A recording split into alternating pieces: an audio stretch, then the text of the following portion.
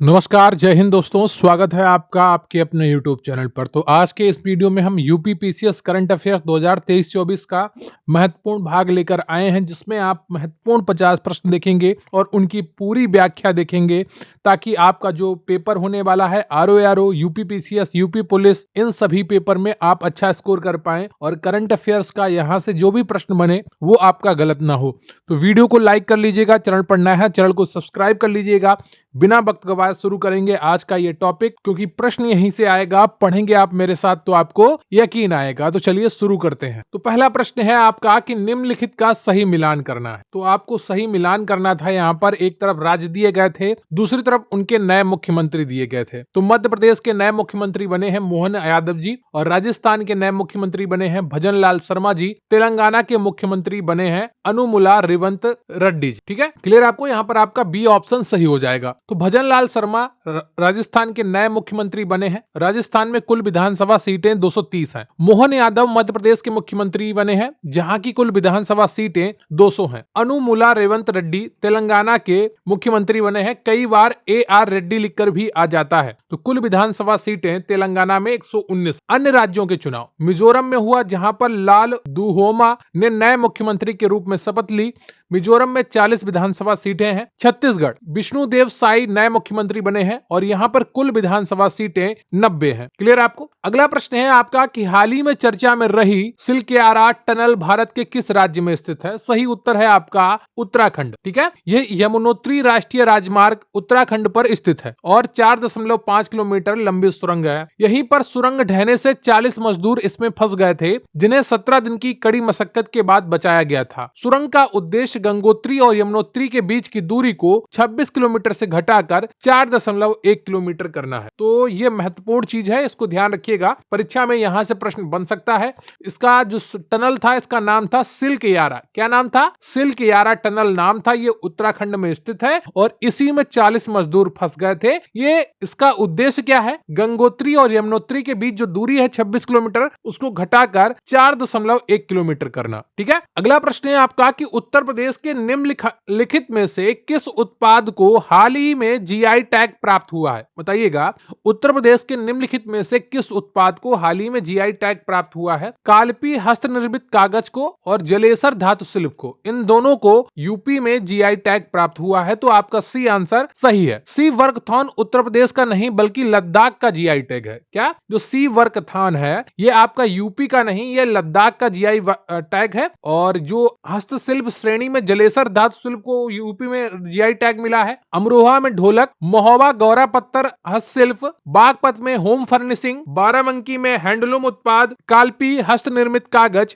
मणिपुरी तारकसी और संभल हैंडक्राफ्ट उत्तर प्रदेश के महत्वपूर्ण GI टैग है। अगला प्रश्न है कि हाल ही में संसद द्वारा पारित नारी शक्ति बंधन अधिनियम संसद और राज्य विधानसभाओं में महिलाओं को 33% आरक्षण प्रदान करता है, जिसमें किस अनुच्छेद के तहत सूर्यास्त प्रावधान किया गया है? सूर्यास्त प्रावधान क्या होता है अभी मैं आपको बताऊंगा। इसका सही उत्तर है आपका ए, अनुच्छेद 334A। ठीक है, तो नारी शक्ति बंधन अधिनियम संसद और राज्य विधानसभाओं में महिलाओं को 33% आरक्षण प्रदान करता है, जिसके तहत 3 नए अनुच्छेद शामिल किए गए। अनुच्छेद 330A और अनुच्छेद 332A लोकसभा और राज्य विधानसभाओं में आरक्षण प्रदान करते हैं। ठीक है, अनुच्छेद 334A में सूर्यास्त प्रावधान शामिल है। सूर्यास्त प्रावधान का अर्थ है कि ये ढल जाएगा, खत्म हो जाएगा, यानी 15 साल बाद आरक्षण धीरे धीरे खत्म हो जाएगा। जो आरक्षण दिया जा रहा है एक सीमा के साथ दिया जा रहा है। हो सकता है 15-15 साल करके वो लाइफ टाइम बना रहे। जैसे आरक्षण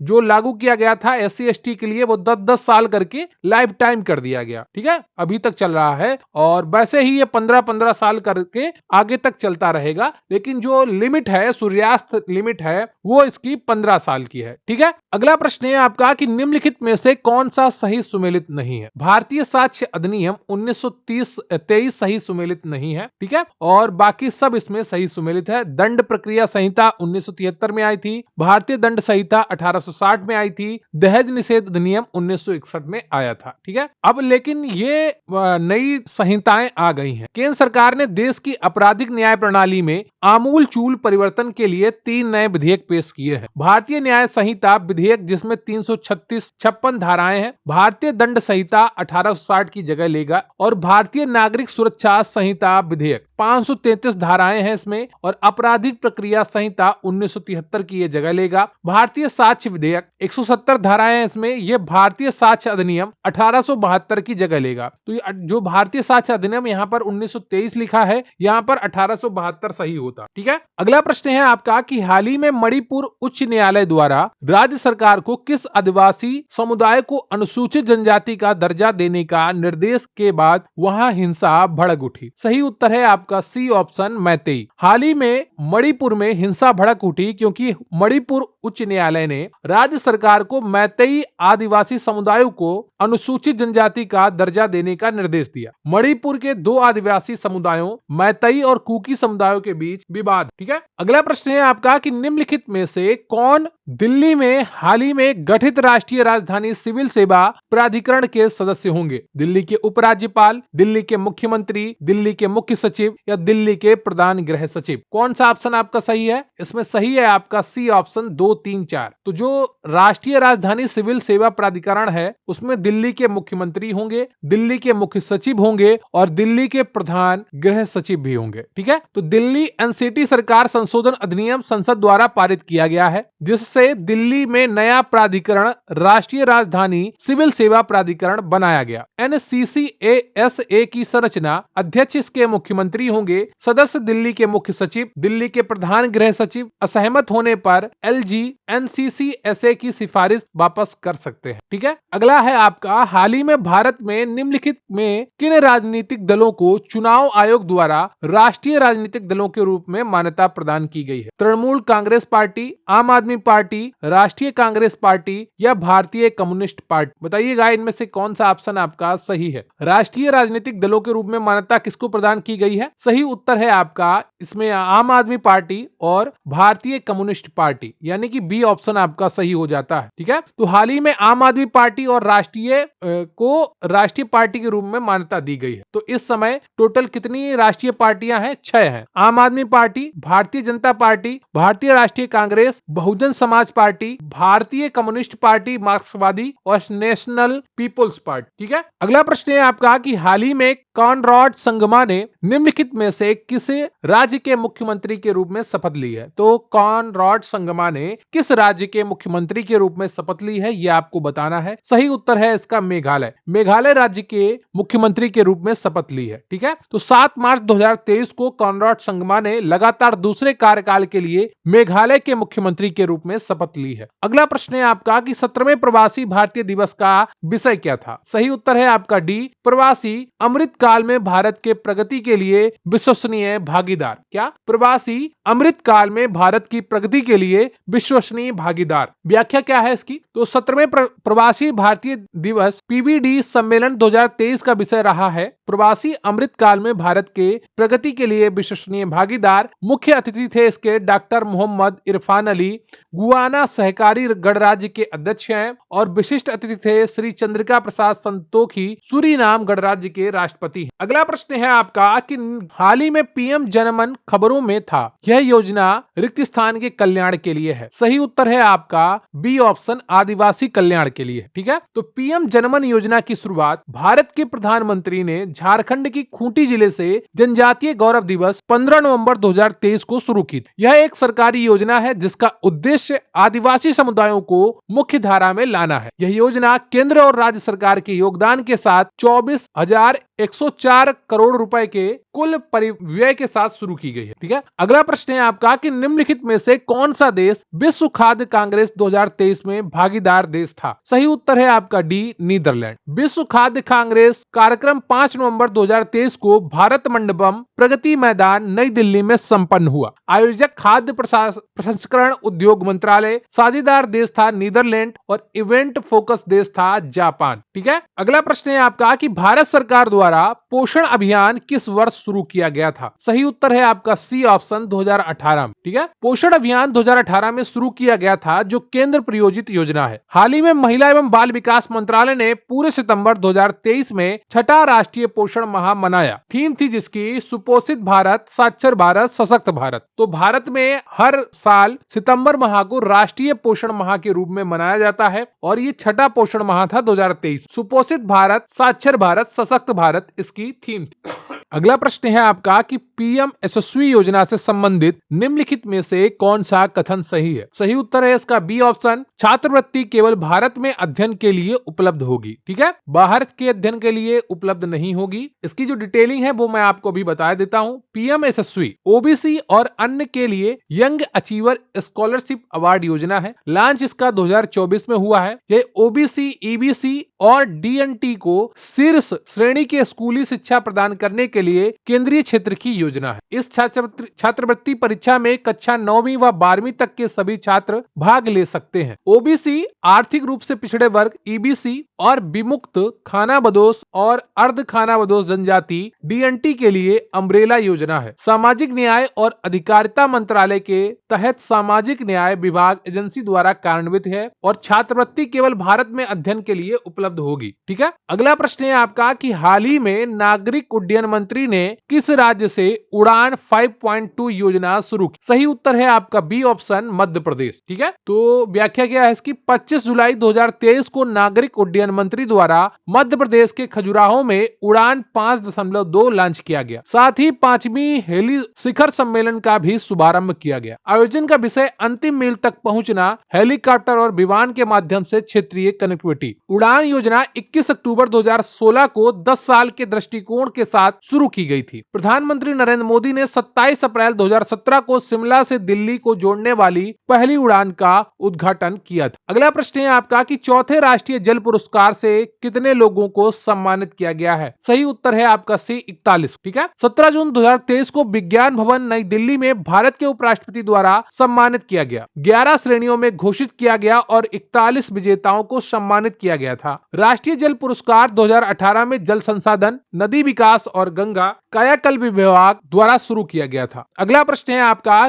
कि नई हॉलमार्क विशिष्ट पहचान में कितने अंक? सही उत्तर है आपका डी 6। ठीक है, तो ये मोस्ट इंपॉर्टेंट है, परीक्षा में पूछ सकता है। भारतीय मानक ब्यूरो ने बिना हॉलमार्क वाले सोने के आभूषणों की बिक्री पर रोक लगाती है। हॉलमार्क विशिष्ट पहचान एक 6 अंकीय अल्फा न्यूमेरिक कोड है जो प्रत्येक हॉलमार्क वाले सोने के आभूषण के लिए अद्वितीय होता है। अगला प्रश्न है आपका कि वाइब्रेंट विलेज प्रोग्राम वित्तीय वर्ष में लागू किया जाएगा। कौन से वित्तीय वर्ष में लागू किया जाएगा? सही उत्तर है आपका 2022-23 से 25-26। यह एक केंद्र आयोजित, ये भी इंपॉर्टेंट है, इसको भी अच्छे से देखिएगा। यह एक केंद्र प्रायोजित योजना है जिसे वित्तीय वर्ष 2022-23 से 25-26 तक के लिए लागू किया गया है। यह कार्यक्रम देश की उत्तरी भूमि सीमा, अरुणाचल प्रदेश, सिक्किम, उत्तराखंड, हिमाचल प्रदेश और केंद्र शासित प्रदेशों के लिए है। लद्दाख के 4 राज्यों और एक केंद्र शासित प्रदेश के 4 राज्यों नहीं, यहाँ पर 4 जिलों होगा। लद्दाख के 4 जिलों और एक केंद्र शासित प्रदेश के 19 जिलों और 46 सीमा ब्लॉकों में आवश्यक बुनियादी ढांचा के विकास और आजीविका के अवसरों के निर्माण के लिए धन प्रदान करेगा। यह कार्यक्रम चिन्हित सीमावर्ती गांवों में रहने वाले लोगों के जीवन की गुणवत्ता में सुधार करने में मदद करेगा। अगला प्रश्न है आपका कि G20 शिखर सम्मेलन 2023 का विषय क्या था? मोस्ट इंपॉर्टेंट है, परीक्षा में पूछा जा सकता है और बहुत आसान उत्तर है आपके लिए ए, एक पृथ्वी, एक परिवार, एक भविष्य। यह इसका विषय था। G20 शिखर सम्मेलन 18वां संस्करण 2023 नई दिल्ली में आयोजित हुआ। इसकी थीम थी एक पृथ्वी, एक परिवार, एक भविष्य, यानी कि one earth, one family, one future. ठीक है, अगला प्रश्न है आपका कि हाल ही में कौन सा देश चंद्रमा के दक्षिणी ध्रुव पर चंद्र मिशन लॉन्च करने वाला पहला देश बन गया है? सही उत्तर है आपका डी, भारत। ठीक है, भारत पहला देश बन गया है। चंद्रयान 3 14 जुलाई 2023 को इसरो द्वारा सतीश धवन अंतरिक्ष केंद्र श्रीहरिकोटा आंध्र प्रदेश से लॉन्च किया गया। मिशन का विक्रम लैंडर 23 अगस्त 2023 को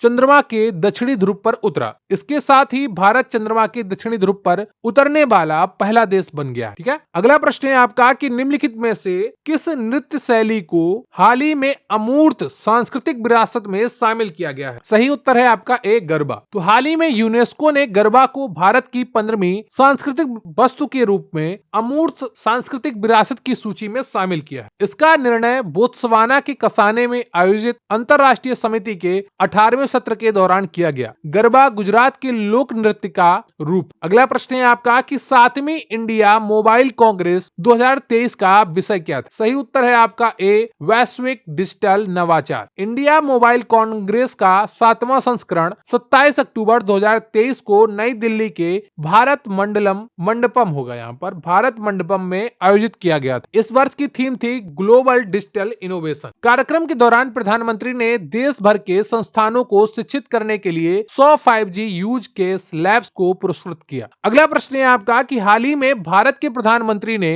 किस शहर में भारत की पहली रैपिड रेल प्रणाली का उद्घाटन किया? सही उत्तर है आपका सी, गाजियाबाद। प्रधानमंत्री ने 20 अक्टूबर 2023 को उत्तर प्रदेश के गाजियाबाद में साहिबाबाद रैपिड एक्स स्टेशन पर Delhi Ghaziabad Meerut RRTS corridor 17 kilometre के प्राथमिकता वाले खंड का उद्घाटन किया। अगला प्रश्न है आपका कि निम्नलिखित में से कौन सा सही सुमेलित नहीं है? दावर जम्मू कश्मीर सही सुमेलित है, सरमोली उत्तराखंड सही सुमेलित है, रेक मिजोरम सही सुमेलित है, मंडला उत्तर प्रदेश सही सुमेलित नहीं है। ठीक है, तो पर्यटन मंत्रालय ने सर्वश्रेष्ठ पर्यटन ग्राम प्रतियोगिता शुरू की। इसने अंततः स्वर्ण, रजत और कांस्य श्रेणियों में 35 ग्रामीण पर्यटन गांवों को उनके प्रदर्शन के आधार पर मान्यता दी है। मांडला मध्य प्रदेश में स्थित है। कहां पर स्थित है? मध्य प्रदेश में। कंथलोर केरल में है। ठीक है, ये स्वर्ण पुरस्कार प्राप्त गांव है। सरमोली उत्तराखंड में, रेक मिजोरम में, दावर जम्मू कश्मीर। अगला प्रश्न है आपका कि निम्नलिखित में से कौन सा शहर स्वच्छ वायु सर्वेक्षण पुरस्कार 2023 में प्रथम स्थान पर रहा है? सही उत्तर है आपका डी, इंदौर। पुरस्कार की घोषणा केंद्रीय पर्यावरण मंत्रालय द्वारा 7 सितंबर 2023 को भोपाल मध्य प्रदेश में की गई। शहरों को 3 श्रेणियों में वर्गीकृत किया गया है। श्रेणी 1 जनसंख्या 10 लाख और अधिक, श्रेणी 2 जनसंख्या 3 से 10 लाख और श्रेणी 3 जनसंख्या 3 लाख से कम। ठीक है, तो श्रेणी 1 में शीर्ष स्थान इंदौर मध्य प्रदेश को मिला है, श्रेणी 2 में शीर्ष स्थान अमरावती महाराष्ट्र को मिला है और श्रेणी 3 में शीर्ष स्थान परवाणु हिमाचल प्रदेश को मिला है। अगला प्रश्न है आपका कि हाल ही में यूनेस्को विश्व धरोहर स्थल में शामिल होयसल मंदिर भारत के किस राज्य में स्थित है? और इसका सही उत्तर है आपका बी, कर्नाटक राज्य में स्थित। तो कर्नाटक में स्थित होयसल या होयसला मंदिर भारत का 42वां यूनेस्को स्थल बन गया है और 41वां विरासत स्थल शांति निकेतन पश्चिम बंगाल है। होयसला मंदिर 12वीं और 13वीं शताब्दी में बनाया गया था और इसका प्रतिनिधित्व बेलूर, हलेवीड और सोमनाथपुर के 3 घटकों द्वारा किया जाता है। अगला प्रश्न है आपका कि भारत मंडपम की हाल ही में उद्घाटन की गई इमारत का आकार किससे लिया गया है? शिव त्रिशूल, कमल का फूल, शंख या सुदर्शन चक्र? सही उत्तर है आपका सी, शंख। 26 जुलाई 2023 को भारत के प्रधानमंत्री ने दिल्ली के प्रगति मैदान में 2700 करोड़ रुपए के भारत मंडपम का उद्घाटन किया। यह एक अंतर्राष्ट्रीय प्रदर्शनी है, सह सम्मेलन केंद्र परिषद है। भवन का आकार शंख से लिया गया है। अगला प्रश्न है आपका कि हाल ही में राष्ट्रीय अपराध रिकॉर्ड ब्यूरो की वार्षिक रिपोर्ट 2023 के अनुसार भारत निम्नलिखित में से कौन सा कथन सही है? भारत में 2022 में अपराध दर 2021 से कम हो गई है। 2021 की तुलना में 2022 में साइबर अपराध की रिपोर्टिंग में 24.4% की वृद्धि हुई है। सही उत्तर है आपका 1 और 2 दोनों। ठीक है, सी आंसर आपका बिल्कुल सही है। वर्ष 2022 के लिए NCRB की वार्षिक रिपोर्ट 2023 में जारी की गई। अपराध दर या प्रति लाख जनसंख्या पर दर्ज अपराध 2021 में 445.9 से घटकर 2022 में 422.2 हो गए हैं। 2021 की तुलना में 2022 में साइबर अपराध की रिपोर्टिंग में 24.4% अंक की उल्लेखनीय वृद्धि हुई है। पूर्ण संख्या में उत्तर प्रदेश में महिलाओं के खिलाफ अपराध के मामले में सर्वाधिक FIR दर्ज की गई है। ठीक है, तो उत्तर प्रदेश में जो संख्या है महिला के खिलाफ अपराधों की वो ज्यादा दर्ज की गई है और यहाँ की जनसंख्या भी ज्यादा है, सबसे ज्यादा। अगला प्रश्न है आपका कि भारत में नवीनतम खाद्य सुरक्षा और और पोषण 2023 रिपोर्ट के अनुसार भारत की कितनी प्रतिशत आबादी कुपोषित? सही उत्तर है आपका डी 16.6%। एक बहुत बड़ा प्रतिशत है जो भारत में अभी भी कुपोषित। 12 दिसंबर 2023 को खाद्य और कृषि संगठन द्वारा भारत में खाद्य सुरक्षा और पोषण 2023 रिपोर्ट जारी की गई। 2021 में 74.1% भारतीय स्वस्थ आहार लेने में असमर्थ थे। देश की 16.6% आबादी अल्पपोषित है और भारत में जन्म के समय कम वजन का प्रचलन सबसे अधिक 27.4%। अगला प्रश्न है आपका कि WHO ने किस वर्ष तक मलेरिया की घटनाओं और मृत्यु दर को 75% तक कम करने का लक्ष्य रखा है? सही उत्तर है आपका ए 2025। WHO का लक्ष्य 2025 में मलेरिया की घटनाओं और मृत्यु दर को 75% तक और 2023 में 90% तक कम करना है। WHO ने विश्व मलेरिया रिपोर्ट 2023 जारी की है। रिपोर्ट के अनुसार 2000 और 2019 के बीच वैश्विक स्तर पर मलेरिया के मामलों की संख्या 243 मिलियन से घटकर 233 मिलियन हो गई है। मलेरिया के लगभग आधे मामले 4 देशों Nigeria 27%, democratic Republic of Congo 12%, Uganda 5% और मोजाम्बिक 4% से है। अगला प्रश्न है आपका कि भारत में सड़क दुर्घटना रिपोर्ट 2022 के अनुसार निम्नलिखित में से किस राज्य में राष्ट्रीय राजमार्गों पर सबसे अधिक सड़क दुर्घटनाएं दर्ज की गई हैं? सही उत्तर है आपका बी तमिलनाडु। भारत में सड़क दुर्घटनाओं में वार्षिक रिपोर्ट 2022 सड़क परिवहन और राजमार्ग मंत्रालय द्वारा 21 अक्टूबर 2023 को प्रकाशित की गई है। भारत में 2022 में कुल 4,61,312 सड़क दुर्घटनाएं दर्ज की गई। वेनेजुएला में प्रति 1 लाख जनसंख्या पर मारे गए लोगों की दर सबसे अधिक। 2022 में राष्ट्रीय राजमार्गों पर सबसे अधिक सड़क दुर्घटनाएं तमिलनाडु में दर्ज की गई। उत्तर प्रदेश में सड़क दुर्घटनाओं के कारण सबसे अधिक मौतें हुई हैं। ठीक है, अगला प्रश्न है आपका कि निम्नलिखित में से किस संगठन ने इंडिया एजिंग रिपोर्ट 2023 तैयार की? सही उत्तर है आपका सी UNFPA। क्या सही उत्तर है आपका सी UNFPA।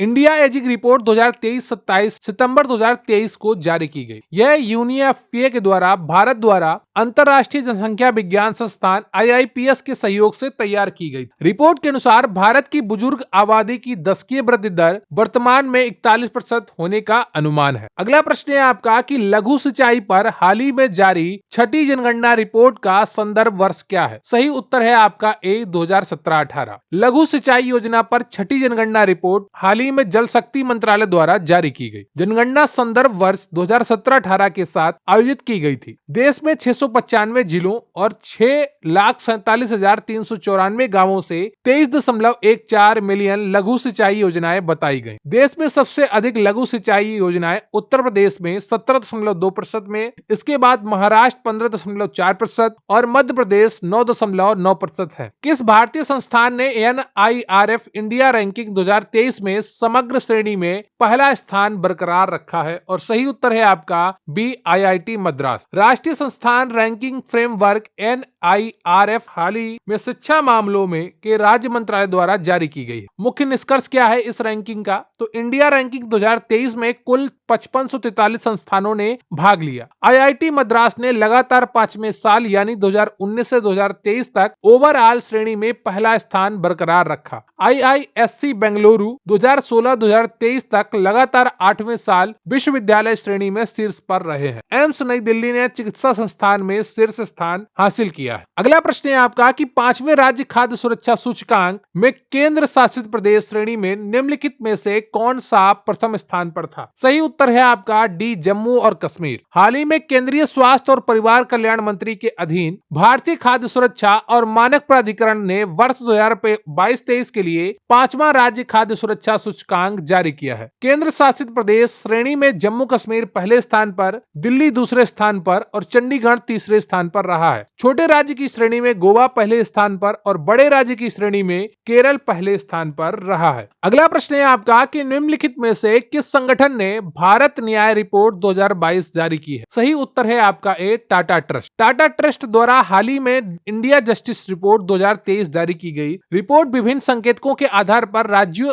के पुलिस बलों को रैंक करती है। इसका पहला प्रकाशन वर्ष 2019 में हुआ था। बड़े राज्यों में कर्नाटक पहले स्थान पर और छोटे पैमाने की श्रेणी में सिक्किम पहले स्थान पर रहा है। अगला प्रश्न है आपका कि उच्च शिक्षा पर अखिल भारतीय सर्वेक्षण AISHE 2022-21 के संदर्भ में में निम्नलिखित कथनों पर विचार करें। 2019 की तुलना में उच्च शिक्षा में कुल नामांकन बढ़कर लगभग 4.13 करोड़ हो गया है। 2019 की तुलना में 2020-21 में महिला नामांकन में कमी आई है। सही उत्तर है आपका केवल एक, दूसरा सही नहीं है। महिला नामांकन में बढ़ोतरी आई है। ठीक है, तो जनवरी 2023 में शिक्षा मंत्रालय ने 2011 से उच्च शिक्षा पर अखिल भारतीय सर्वेक्षण जारी किया। उच्च शिक्षा में कुल नामांकन 2019-20 में 3.85 करोड़ से बढ़कर 2020-21 में 4.13 करोड़ हो गए हैं। 2019-20 में महिला नामांकन 1.88 करोड़ से बढ़कर 2.01 करोड़ हो गए हैं। अगला प्रश्न है आपका कि भारत राज्य वन रिपोर्ट 2021 के संदर्भ में निम्नलिखित में से कौन सा कथन सही है? मध्य प्रदेश में सर्वाधिक वन क्षेत्र है, मिजोरम में वन क्षेत्र का प्रतिशत सर्वाधिक। दोनों कथन आपके सही है। 13 जनवरी 2021 को पर्यावरण, वन और जलवायु परिवर्तन मंत्रालय ने भारत राज्य वन रिपोर्ट 2021 जारी की है। सर्वाधिक वन क्षेत्र मध्य प्रदेश, अरुणाचल प्रदेश, छत्तीसगढ़ में है और प्रतिशत के रूप में वन आवरण सबसे ज्यादा मिजोरम, फिर अरुणाचल प्रदेश, फिर मेघालय है। मैंग्रोव आवरण 17 वर्ग किलोमीटर बढ़ गया है और अब कुल मैंग्रोव आवरण 4992 वर्ग किलोमीटर हो गया है। अगला प्रश्न है आपका कि निम्नलिखित में से किस संगठन ने हाल ही में कोयला रिपोर्ट 2023 जारी की है? सही उत्तर है आपका बी, अंतरराष्ट्रीय ऊर्जा एजेंसी। हाल ही में अंतरराष्ट्रीय ऊर्जा एजेंसी IEA द्वारा 15 दिसंबर 2023 को कोयला रिपोर्ट 2023 जारी की गई और रिपोर्ट के अनुसार चीन, भारत और इंडोनेशिया विश्व स्तर पर 3 सबसे बड़े कोयला उत्पादक हैं। अगला प्रश्न है आपका कि निम्नलिखित में से किसने तीसरे वैश्विक समुद्री भारत शिखर सम्मेलन 2023 का उद्घाटन किया? सही उत्तर है आपका सी, भारत के प्रधानमंत्री ने। भारत के प्रधानमंत्री ने मुंबई में तीसरे वैश्विक समुद्री भारत शिखर सम्मेलन 2023 का उद्घाटन किया। शिखर सम्मेलन का विषय कनेक्ट, कोलैबोरेट और क्रिएट है। नोडल एजेंसी बंदरगाह, जहाजरानी और जलमार्ग मंत्रालय भारत सरकार है। अगला प्रश्न है आपका कि हाल ही में अनावरण की गई स्टैच्यू ऑफ वननेस निम्नलिखित में से किस व्यक्तित्व को दर्शाती है? सही उत्तर है आपका सी, आदि शंकराचार्य। ठीक है, मध्य प्रदेश के मुख्यमंत्री शिवराज सिंह ने 21 सितंबर 2023 को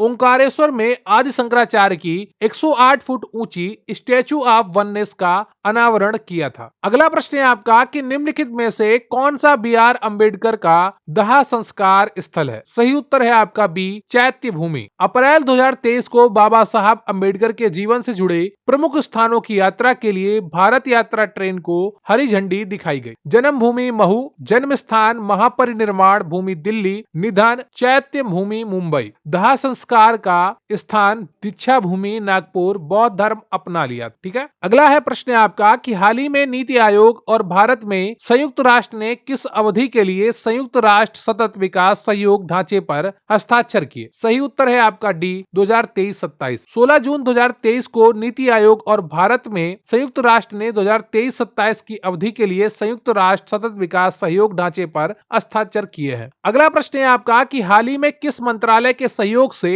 पुणे के सशस्त्र बल मेडिकल कॉलेज में टेली मानस सेल की स्थापना की गई? सही उत्तर है आपका बी, केंद्रीय स्वास्थ्य मंत्रालय द्वारा। ठीक है, तो 1 दिसंबर 2023 को केंद्रीय स्वास्थ्य मंत्रालय के सहयोग से पुणे के सशस्त्र बल मेडिकल कॉलेज में एक समर्पित टेली मानस सेल का उद्घाटन किया गया। अगला प्रश्न है आपका कि हाल ही में किस देश ने 5वीं अंतरराष्ट्रीय सौर गठबंधन क्षेत्रीय बैठक की मेजबानी की है? सही उत्तर है आपका ए, रवांडा। 5वीं अंतरराष्ट्रीय सौर गठबंधन क्षेत्रीय बैठक हाल ही में 31 अगस्त 2023 को किगाली, रवांडा में आयोजित की गई। बैठक के दौरान सार्वभौमिक ऊर्जा पहुंच के लिए सौर ऊर्जा का रोड मैप शीर्षक वाली एक रिपोर्ट का अनावरण किया गया। अगला प्रश्न है आपका कि गेलेफू परियोजना हाल ही में किससे संबंधित समाचार में थी? सही उत्तर है आपका ए, अंतरराष्ट्रीय शहर परियोजना।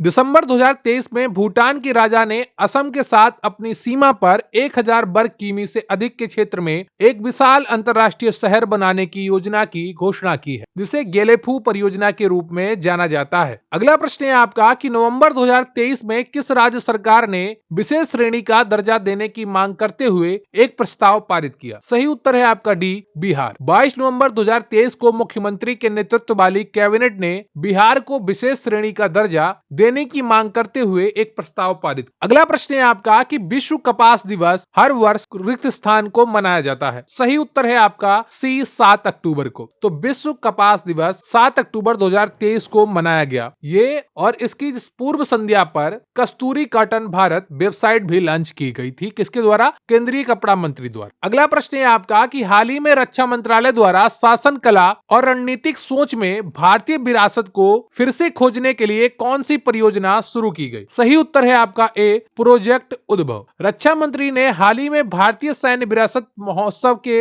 उद्घाटन के दौरान प्रोजेक्ट उद्भव लॉन्च किया है। प्रोजेक्ट 21 अक्टूबर 2023 को नई दिल्ली के मानेकशा सेंटर में लॉन्च किया गया। भारतीय सेना और United service institution of India के संयुक्त सहयोग से लॉन्च किया गया था। अगला प्रश्न है आपका कि भारतीय पुरातत्व सर्वेक्षण द्वारा शुरू की गई विरासत 2.0 को किस दृष्टि से अपनाएं? सही उत्तर है आपका डी विरासत भी और विकास। 4 सितंबर 2023 को समवेत ऑडिटोरियम IGNSCA नई दिल्ली में भारतीय पुरातत्व सर्वेक्षण द्वारा एडॉप्ट ए हेरिटेज 2.0 लॉन्च किया गया। यह पहली विरासत भी विकास भी दृष्टिकोण के अनुरूप है। काफी लोग इसको 2.0 पढ़ते हैं, लेकिन ये 2.0 होता है। ठीक है, इसको ध्यान रखिएगा। तो ये आपका यूपीपीसीएस करंट अफेयर 2023-24 के महत्वपूर्ण 50 प्रश्न थे, जो आपकी आगामी आरओ परीक्षा, यूपी पुलिस परीक्षा, यूपीपीसीएस परीक्षा के लिए बहुत ही महत्वपूर्ण है। रेलवे के भी एग्जाम आपके आने वाले हैं, एसएससी के एग्जाम तो आपके लगातार चलते ही रहते हैं।